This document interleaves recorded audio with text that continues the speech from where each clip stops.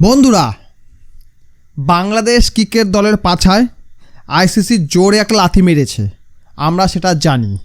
কিন্তু সেই সঙ্গে সঙ্গে বাংলাদেশে যে স্পোর্টস জার্নালিস্ট আছে, ক্রীড়া সাংবাদিক যারা আছে, তাদের পাছাতেও একটা করে স্ট্যাম্প মেরে দিয়েছে আইসিসি।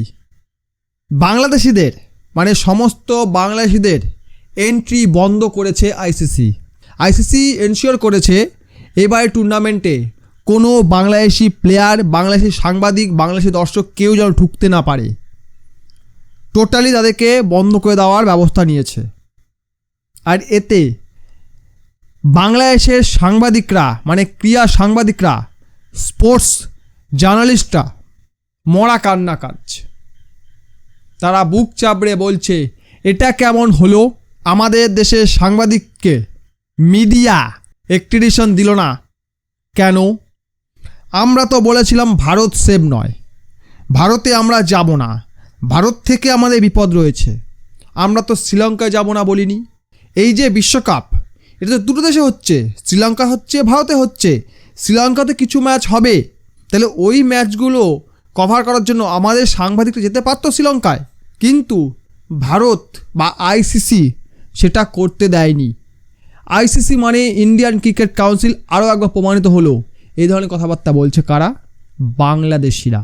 আচ্ছা, আইসিসি ঢুকতে দেয়নি কেন? আইসিসি ঢুকতে দেয়নি তার সবচেয়ে বড় কারণ কি? আইসিসি বলে দিয়েছে, যেখানে তোমাদের দেশে প্লেয়াররা সেভ নয়, তোমাদের দেশে সাংবাদিক সেভ থাকবে, তোমাদের এন্ট্রি নেই। ওদিকে শ্রীলঙ্কা, সেও ভাই আরেক, সেও জানে ভারতের সঙ্গে লাগতে গেলে আমরা ভোগে। এমনি চীন আমাদের গ্রাস করে বসে আছে, আমাদের দেশের ইকোনমি কোলাপস করে গিয়েছিল, এই ভারত ছিল বলে আমরা খেয়ে পড়ে বেঁচে গেছি। এর জন্যই আমরা বেঁচে আছি ভাই, দরকার নেই, লেগে কোনো লাভ নেই, এর পায়ে তেল দাও বরঞ্চ লাভ আছে। শ্রীলঙ্কা বলছে না না না, ঢোকার দরকার নেই, আমাদের দেশেও আনসেভ কাংরুদের জন্য, তাই শ্রীলঙ্কাও এন্ট্রি বন্ধ করে দিয়েছে। আর এতে বাংলাদেশিরা আবার মরা কান্না শুরু করে দিয়েছে, এটা অন্যায়, এটা ঠিক হয়নি, এটা ঠিক হচ্ছে না, ভারত দাদাগিরি করছে, আইসিসি দাদাগিরি করছে, আমাদের ব্যান্ড বাজাচ্ছে, ক্রিকেটটাকে কলঙ্কিত করে দিচ্ছে ভারত। তোদের শালা জন্ম ভারতকে দিয়ে, তোদের শালা মৃত্যু হবে ভারতের হাতে, তুই দেখে নিস তোরা। সিরিয়াসলি, তোদের যাই হবে তাতেই ভারত। যদি তো ভালো কিছু হয় না, যদিও হয় তাও ভারতের জন্য হয়। যাই হবে দেশে তাই ভারত। দেশে চাল নেই, ভারত দায়ী। দেশে ডাল নেই, ভারত দায়ী। দেশে বন্যা হলো, ভারত দায়ী। দেশে রোগ হচ্ছে, ভারত দায়ী। দেশে ডাক্তার নেই, ভারত দায়ী। দেশে মানুষের বাচ্চা হচ্ছে না, ভারত দায়ী। দেশের মানে কি বলবো, যা ইচ্ছা হচ্ছে তাই ভারত দায়ী, সবেতে ভারত দায়ী। এই যে ক্রিকেট টুর্নামেন্ট তোর দেশে প্লেয়াররা খেলতে পারছে না, তার জন্য ভারত দায়ী, তাই তোরা খেলতে পারছিস না।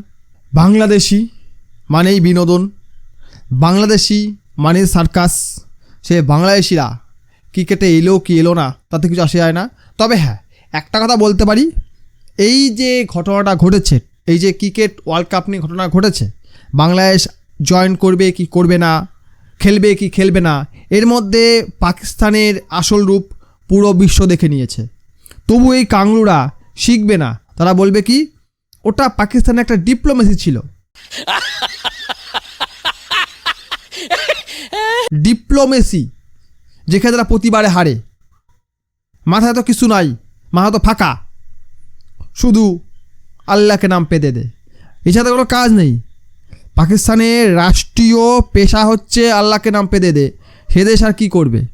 তো যাই হোক, এবারের ওয়ার্ল্ড কাপে কী হবে শেষ অবধি সেটা কেউ বলতে পারছে না। বাংলাদেশ খেলবে কি খেলবে না, পাকিস্তান খেলবে কি খেলবে না, কী হবে কেউ জানে না। তাই আমাদের শেষ অবধি ওয়েট করতে হবে পুরো ক্লিয়ারিটির জন্য। মানে অন্তত পক্ষে ফেব্রুয়ারি 2 থেকে 3 তারিখ আমরা জানতে পেরে যাব যে কোন কোন দেশ খেলছে, কোন কোন দেশ খেলছে না। মানে পাকিস্তান বা বাংলাদেশ এর মধ্যে কে খেলছে কে খেলছে না। যদিও স্কটল্যান্ডের এন্ট্রি হয়ে গেছে, এখানে যদি একটা পাকিস্তান বলে আমরা খেলবো না, তাহলে হয়তো বাংলাদেশ বা আইসল্যান্ড খেলতে পারে।